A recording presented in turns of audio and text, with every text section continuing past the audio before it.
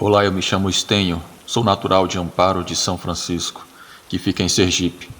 Mas isso que vou relatar aconteceu em outra cidade também no interior de Sergipe, mas que eu prefiro não mencionar o nome. A minha vida estava mergulhada em uma rotina solitária e sombria. Desde cedo eu me dedicava arduamente ao trabalho de plantio de milho, uma tarefa que me consumia a maior parte dos meus dias e noites. Meus pais haviam me abandonado quando eu era criança, deixando-me sozinho em um mundo difícil. Não tinha companhia, exceto pelas sombras que espreitavam cada canto da minha casa modesta. Para lidar com a avassaladora solidão que me consumia, após o trabalho, eu recorria a um refúgio sombrio, o álcool. Era a única forma de eu escapar da tristeza e solidão desse mundo, afogando as minhas mágoas e criando um véu de esquecimento sobre os meus pecados que preferia ocultar. Mas como todo castigo, as consequências da minha vida desviada estavam prestes a se manifestar de uma maneira inimaginável. Os estranhos eventos que vou contar a seguir pairam como um sombrio presságio sobre o meu passado.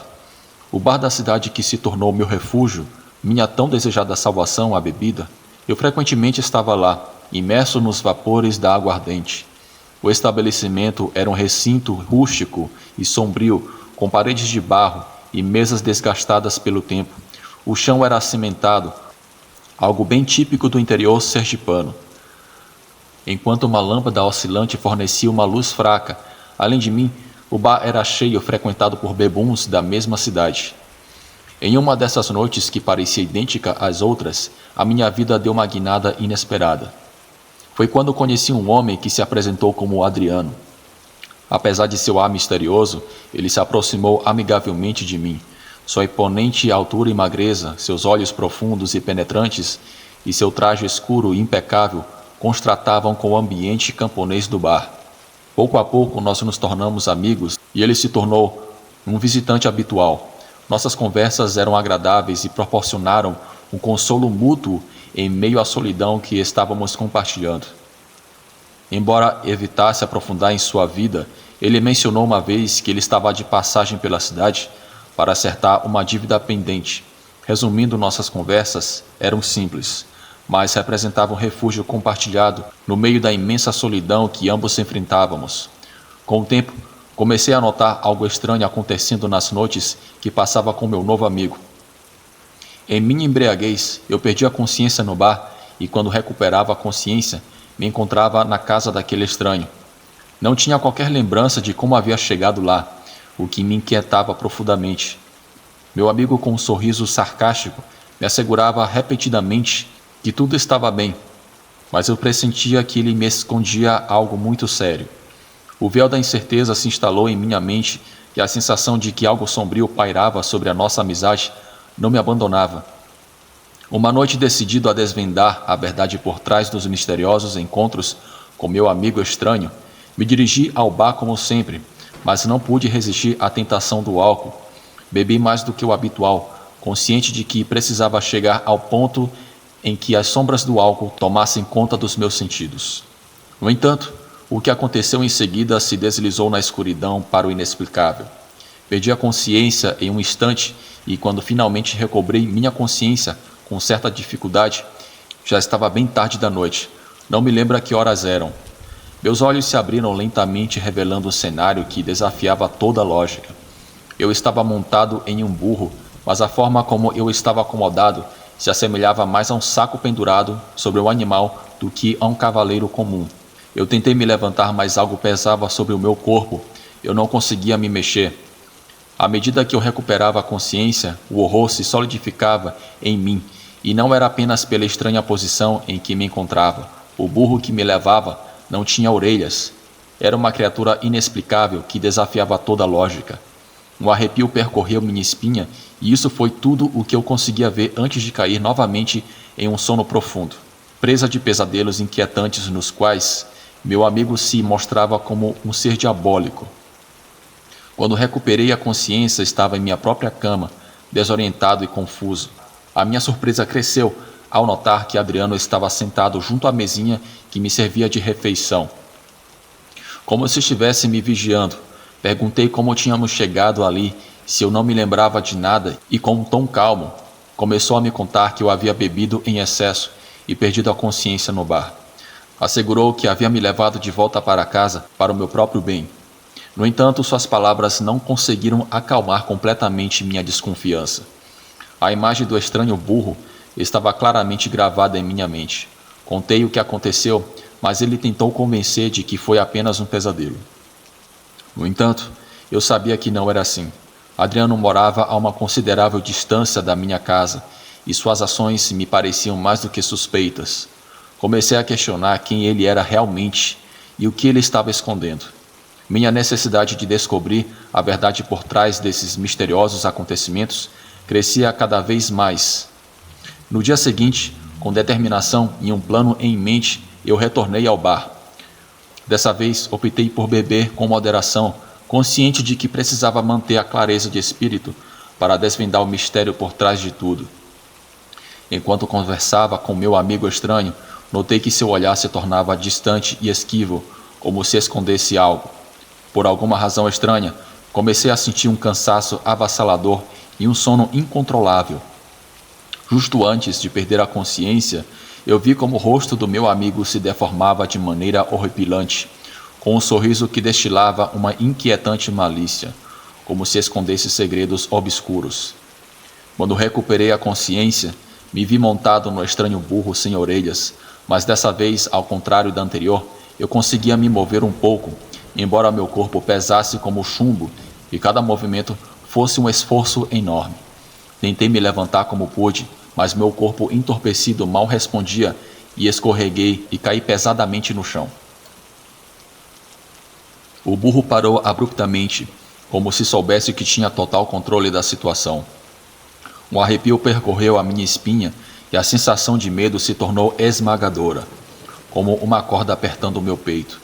Quando o burro virou a cabeça para me olhar, eu vi com horror indescritível como sua transformação se desenrolava a uma velocidade aterradora.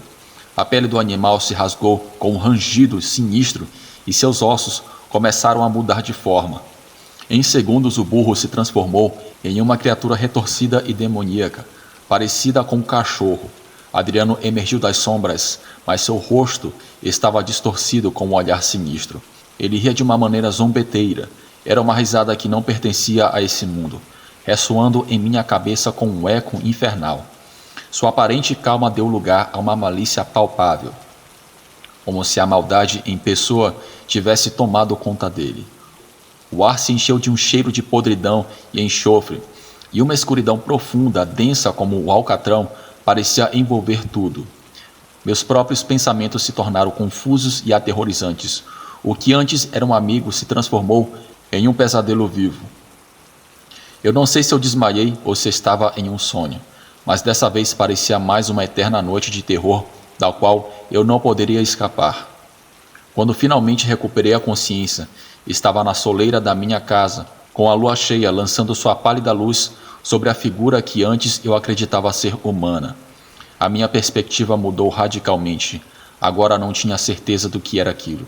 Dúvidas e pensamentos turvos nublavam minha mente, e eu estava à beira de um abismo de terror e mistério que me consumia. O canto dos galos foi o primeiro som que ouvi ao recuperar a consciência, sinal inequívoco de que estava amanhecendo. Eu estava novamente em casa. Tentei lembrar como tinha chegado lá e foi em vão. A experiência tinha sido tão aterrorizante que me sentia doente naquele dia. Nos dias seguintes, o medo da noite me atormentava tanto que não conseguia dormir. Por dias eu fiquei atormentado pela lembrança daquele momento. Pelo bem da minha saúde mental, eu parei de frequentar o bar, chegando a pensar que o que eu via eram delírios causados pela bebida que eu consumia. As noites de insônia se acumulavam e minha mente ficava presa no abismo do inexplicável. Durante as noites, sentia-me assombrado pela sensação de que alguma coisa, algo inumano, me espreitava na escuridão. Com o passar dos dias, eu conseguia recuperar um pouco de calma e retomei a minha rotina. No entanto, eu sentia uma profunda necessidade de tomar uns goles, como se o álcool pudesse apagar as memórias inquietantes do que eu havia vivido. Decidi voltar ao bar, tentando me convencer de que o que havia experimentado tinha sido um pesadelo. Ao chegar lá, Eu senti um estranho medo e não queria ver o meu amigo. Nos dias que se seguiram, continuei frequentando o bar e uma noite, ao calor da bebida, eu comecei a desabafar com alguns frequentadores, compartilhando a minha experiência em busca de respostas que pudessem me ajudar a entender o que aconteceu. A maioria reagiu com zombaria e morbidez, afirmando que o que eu tinha visto era um lobisomem ou um nauau. Entre risos e piadas, eles me avisaram que o nauau já tinha me feito sua propriedade, insinuando que tínhamos um relacionamento, perguntando se eu estava sentando bem, coisas do tipo. Isso me incomodou e me senti desconfortável, mas já que tinha exposto isso, então aguentei as zombarias e os comentários maldosos. Um dos homens, o mais velho de todos, que estava sentado em uma mesa ao lado, ao ouvir a minha história, a levou a sério e se aproximou de mim. Ele me olhou com uma expressão preocupada em seu rosto, marcada pelos anos, e em tom sério, ele me advertiu. Isso é um lobisomem. Não leve isso na brincadeira. É melhor você se cuidar, porque a qualquer momento ele pode te ferir. Mas por que eu? Eu perguntei, mas não houve resposta, e ele reiterou a importância de eu cuidar de mim. Então ele colocou a mão no bolso interno da sua camisa e tirou um crucifixo de madeira que parecia muito antigo. Ele o colocou em minhas mãos e disse, isso pode te ajudar. Está abençoado. É uma herança de meu pai que ele deixou como proteção. Leve-o sempre consigo. Mesmo que eu tenha recebido aquilo com certa incredulidade, guardei a relíquia no meu bolso, sem ter certeza de como aquilo poderia me proteger. O clima no bar ficou tenso. As histórias contadas pelo idoso afetaram o ânimo dos presentes. As palavras daquele homem ressoaram em mim, transmitindo um profundo medo e me fazendo refletir sobre a gravidade da situação, de uma situação que não buscava e sobre o qual não sabia como agir. Apesar de tentar minimizar a importância, no fundo de minha alma, eu sabia que a minha vida tinha tomado um rumo sombrio e desconhecido. Como já era tarde, eu decidi me retirar. No caminho de volta pelas trilhas de pedras solitárias, eu nunca antes tinha sentido tanto medo como naquela noite. As palavras do idoso continuavam martelando em minha mente, e enquanto caminhava, eu tentei distrair-me assobiando uma melodia. Os latidos distantes dos cães pareciam proporcionar uma estranha companhia no meio da escuridão. Já era madrugada. A escuridão estava total naquele momento. Ao longe avistei uma figura que parecia um enorme cachorro. A princípio, eu não me surpreendi. Pensei que fosse apenas um cachorro de rua. No entanto, a preocupação se apoderou de mim, temendo que pudesse ser um cachorro agressivo e que pudesse me atacar. Eu tentei passar despercebido, mas à medida que me aproximava, o terror se apoderou de mim. O cachorro parecia da raça Rottweiler e seu tamanho era cada vez mais impressionante. Num ato de desespero, eu tirei uma lanterna que costumava carregar no bolso e apontei para o cachorro. A luz revelou seus olhos que refletiam de uma maneira maligna. Em meu íntimo, tentei recitar uma oração, mas as palavras não vinham rapidamente à minha mente. Senti-me desamparado e soube que estava prestes a enfrentar algo sobrenatural, algo que ia além do que eu podia compreender. Mas em vez de recuar, avancei sem hesitar. À medida que me aproximava, os olhos do cachorro brilhavam como faróis de ódio no meio da escuridão e permaneciam fixos em mim. Então o cachorro abriu a sua boca e emitiu um grunhido e um lamento simultaneamente. Sua voz gutural, de humano, saiu de sua boca enorme. Você caiu em nossa armadilha, pobre mortal. Pronunciou o animal com um tom impregnado de malícia insondável. Você pensou que poderia escapar, mas estamos em todos os lugares. Somos caçadores de almas atormentadas, e agora que estamos em sua vida, não há escapatória. O que você testemunhou é apenas uma amostra do nosso poder. Fiz um esforço sobre-humano para fugir. Eu corri rápido, tão rápido quanto minhas pernas permitiram, mas o cão me perseguiu implacavelmente. Entrei em um beco escuro, onde finalmente me vi encurralado sem saída. Lancei gritos desesperados, esperando que alguém viesse em meu socorro. Minhas pernas fraquejavam e caí pesadamente no chão, me vendo perdido com o cachorro se aproximando para me atacar. Supliquei pela minha vida, me fazendo a mesma pergunta repetidamente. Como seria possível um cachorro falar?